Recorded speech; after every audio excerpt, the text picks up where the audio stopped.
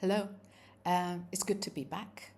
My translation of Adam Reta's Amharic book, Auntie Lomi Shita, has been published under the title Couchgrass by Fidessa Publishing, and it will be available at the end of this month. Today I'll be reading a brief excerpt from it. Auntie Lomi Shita, my lady.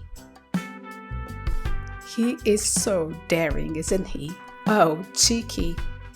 He came close to the lady's side in the church courtyard where we had gathered for worship. Oh, his nerve and craftiness. I lent him my ears thinking he was a woman.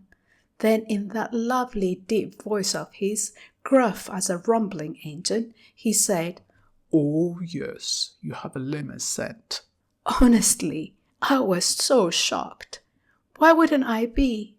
After all, it was a voice I recognized, and it belongs to the man who caught my eye, my snacker. Oh my. When I turned around, I noticed he was wearing a long traditional dress and his face was covered with a pretty shimmer with red hems. Do you think he backed up a little to give me time to compose myself? No, on he went. He thought I didn't recognize him.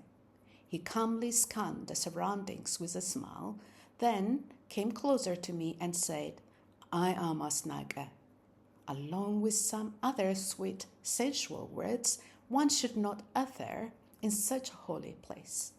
Well, what can I do? I can't make a scene in front of the whole worshippers, can I? I think people around us heard him whispering. I couldn't look up to check. I thought of telling him off. How dare you come to the church dressed like a woman? And how dare you say such wicked things? Go away. But I didn't have the guts to do it. Squirming with fear, I continued to listen to him. On that dawn, when the annual St. Mary worship was held, he kept pouring sweet, heart-warming words into my ears. Although I was leaning and bowing my head for prayer, my body was revived by his words. I love to chatter. I prefer those who chat with me even more than those who provide for my upkeep. When I finally looked up, I could see that my chaperone, the servant called Hulagarish, understood what was happening. Although half of her face was covered by her gabi, the corner of her eyes crinkled with a smile. Why was she covering her face with her gabi? Is it to mock me?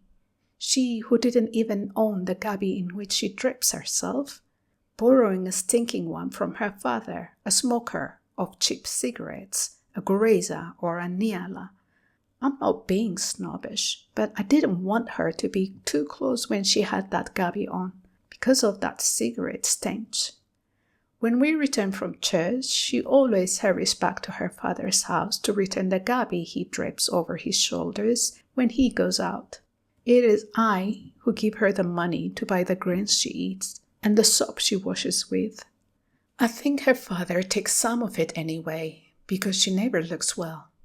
A loose woman who is destined to grow old the same way she's always been. Poor. That morning, she was sitting under an old pine tree, looking like bird shit.